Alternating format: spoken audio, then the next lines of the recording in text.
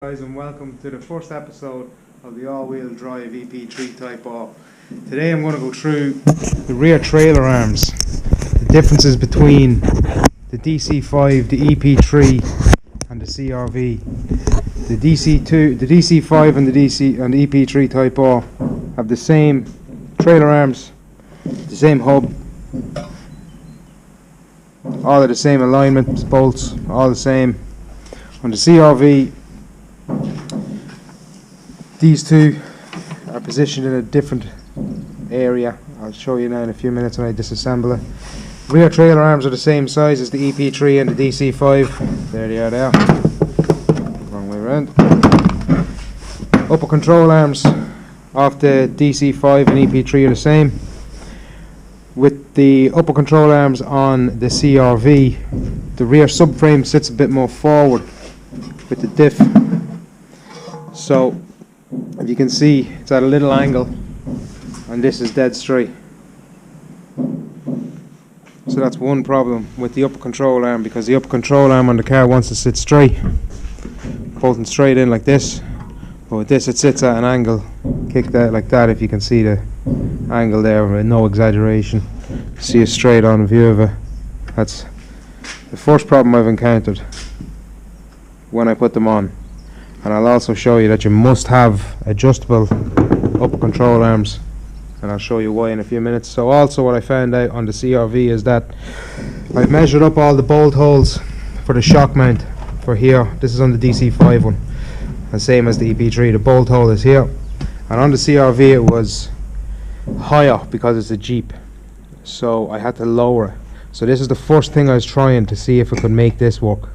Now it's all a working project at the minute to find the best solution to it, and I'm very sure I have the proper solution for it, and without going for proper S1 built ones just at the minute, which is the long-term goal, have a full trailer arm built in billet aluminium. So what my plan with this was, I'd put it into the car, then I was going to have it at the right adjustment, weld this bolt back on, and then I have it that I can take the trailer arm off, and say it was finishing there, I could just fill up here with a bit of steel, weld it back in, and be grand. So that was one problem. Then the upper control arm was another problem which we have to address. This we can bypass.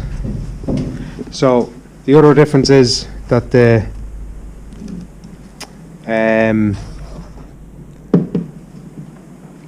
drop links for the anti-roll bar are in a different place. They don't fit, they don't work in the EP3 with the rear drive shafts anyway. So they're the DC5, this is the CRV, built to fit the Civic. It also has got the CRV rear caliper bracket. It has the DC5 rear caliper, same as the EP3, same fitment, say. Let's say it's just different looking aesthetically. One thing that is another problem is that the if you can see here, the handbrake bracket, the handbrake cable, because I have now converted this to an external handbrake instead of an internal handbrake with the drum, I have to address this issue, which I'll just have to make a little bracket for to support the handbrake cable, because it's running in, if you can kind of see it,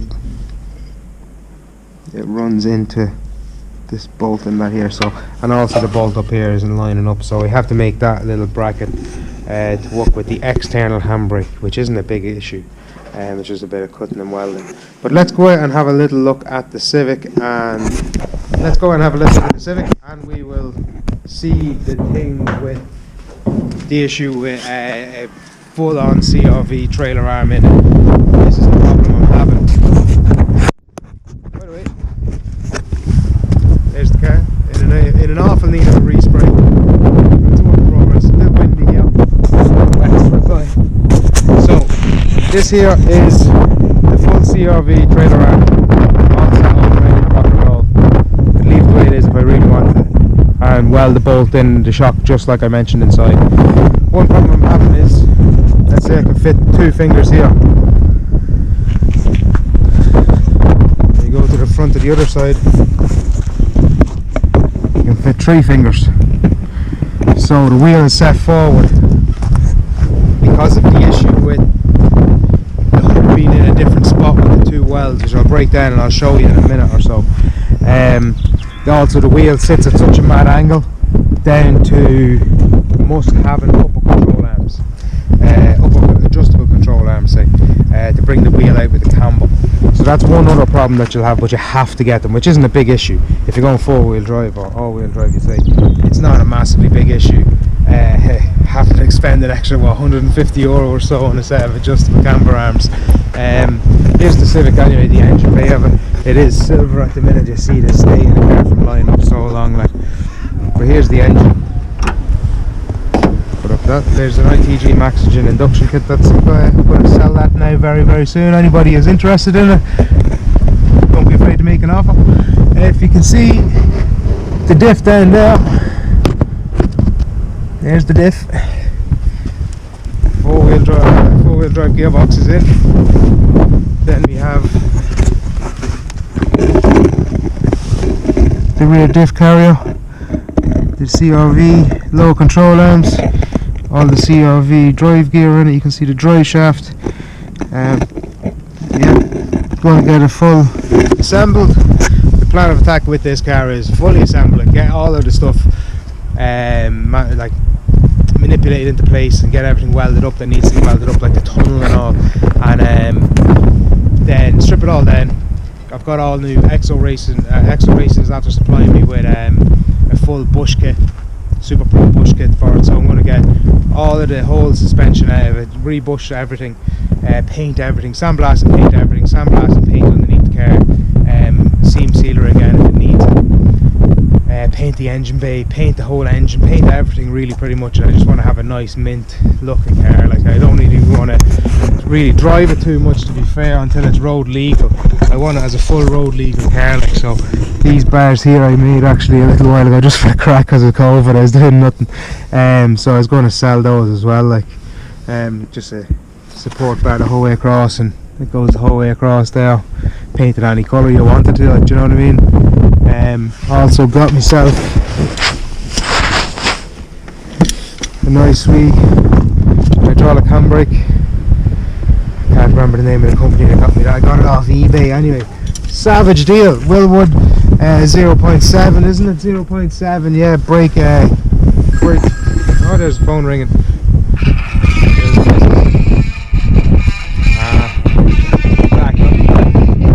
Little phone call there from the missus at the answer. You know yourself, you don't get in trouble. Yeah, so here I have it. I disassembled on the little brake there anyway. So I have here now, right, the DC5 rear hub as well as the EP3. They're the exact same, and I've got the rear trailer arm, which is the exact same as an EP3. This is the DC5 one. So also a key thing to remember is what way these bolts come out, because they do affect the alignment of your car, and they are at the back here. Two of them, they go into each other. Make sure they align, otherwise you'll never get your car to align.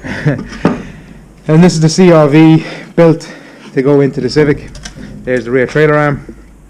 So yeah, as I was saying, this is the exact same as this. The lower control arms are the same. These you have to change to adjustable ones. The CRV ones are really long. They do not suit it anyway, that's for sure. I have got them. I could show you them if you really needed it. Should have actually probably had them there, to be fair. Yeah, okay, so let's just put these up on top of each other then. Get this out of the way. Okay, so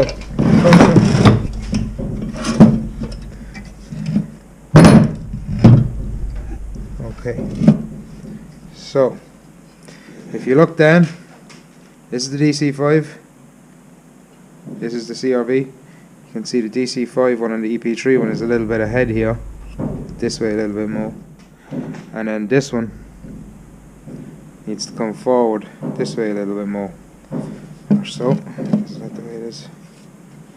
There it is, there, they line up. This needs to be widened out, and then this one needs to be widened out this way as well, and then they'll sit right on the car. And I also I'm 100% sure of this as well. Yes, it is a big thing as well. I knew it was different, so I'm just after copping this here now as well as we're recording that, and I kind of had a feeling of it as well. The CRV rear trailer arm sits at a different angle with the lower control arm. If you look down that, you can see the CRV is straight and the DC5 and EP3 one is a little slant. Now, I did notice that this was harder to put in.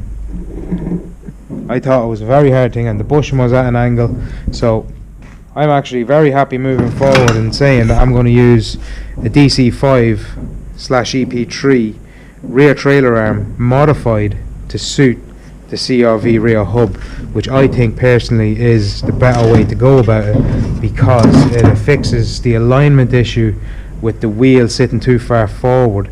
It also then affects the wear on the bushing here, so I'm going to change that then with this hub, with this rear trailer arm. That's exactly what we'll do.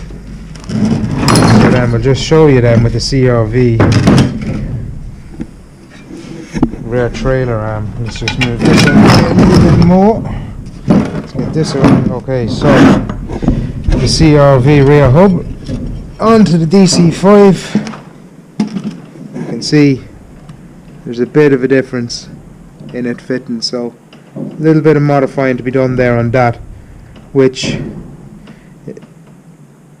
in the long term people might disagree with it, but the way I view it, the car would be safer if I was to cut and weld this one to make it fit, in comparison to doing this with it being straight and not at the right angle and such, and wear on the bushing and the shock being welded in.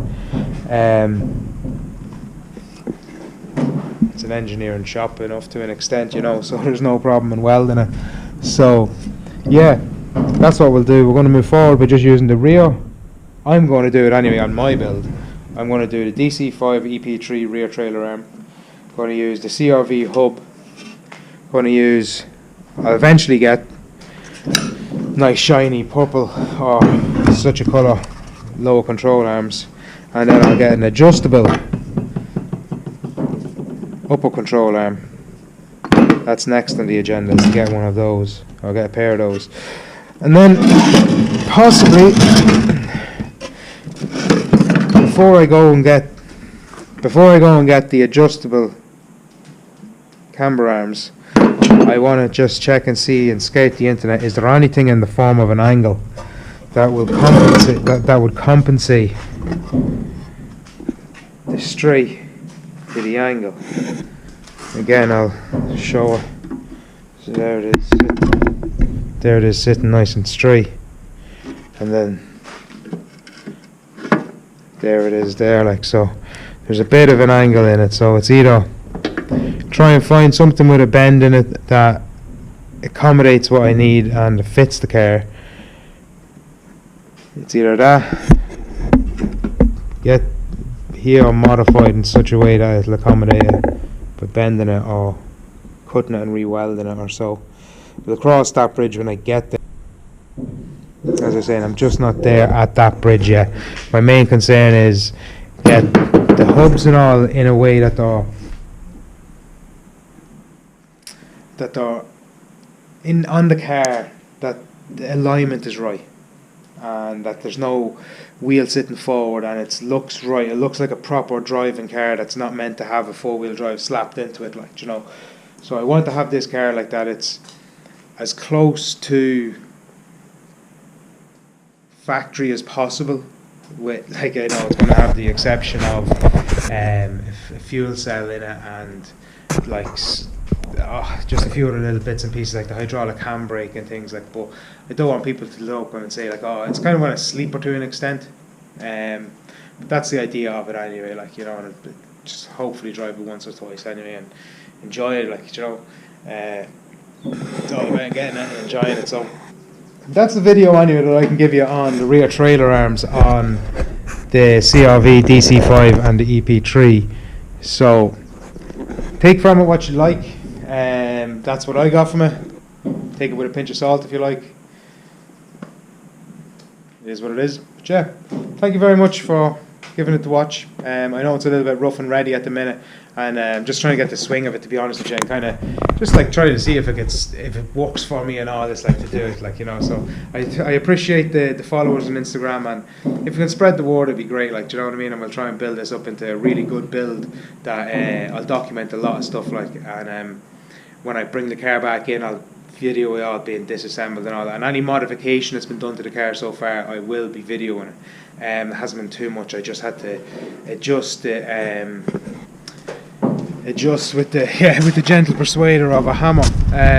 The rear mount on the gearbox hits the firewall to an extent underneath, so I've seen a lot of lads hammering it out of the place and all that and make it look okay, like, but I'm actually going to cut it out and re-weld it and stuff and make it look nice and factory, say. I've got the CRV subframe in it. I've got pretty much it all four-wheel drive apart from the one driver's rear hub. I have the prop shaft down there ready to be made with the Freelander prop in it. There's the Civic subframe, an anti-roll bar. I'm going to have to just do something. I want to have a car that has anti-roll bars and all in it, so I'm going to try and get something in such a way that it works. But it's a long process. So thanks very much for tuning in, lads, and I'll keep you updated in the next little while about the next video anyway, and hopefully it's fair soon. Just wait for the weather to clear up and get the shed cleaned a bit. So savage, lads. Thanks very much for tuning in, and thanks for sharing, and thanks for liking. Thanks, boys.